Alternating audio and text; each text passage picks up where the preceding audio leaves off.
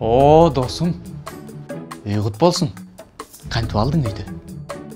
Куттан 7 жылдык узартып төлөө мөөнөтү менен. Жакшы. Жардамдашкандар болдубу? Ооба. Мисалы, апам. Балам, алдап кетишет да. Азыр андай алдагандар толтура болуп атпайбы? Ошого да ишенип аласыңбы? Байкем жардам берди. Буларың шарттары өтө эле жакшы экен. Мына ушунсу шек туудуруп атат. Буларың үйдү куруп бүтүшпөйт.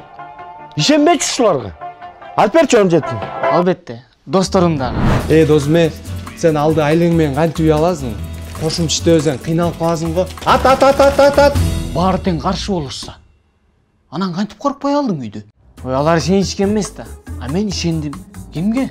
Өзүмө жана Кутка. Ишенгендер алды, ишенбегендер калды. Код курулуш компаниясы.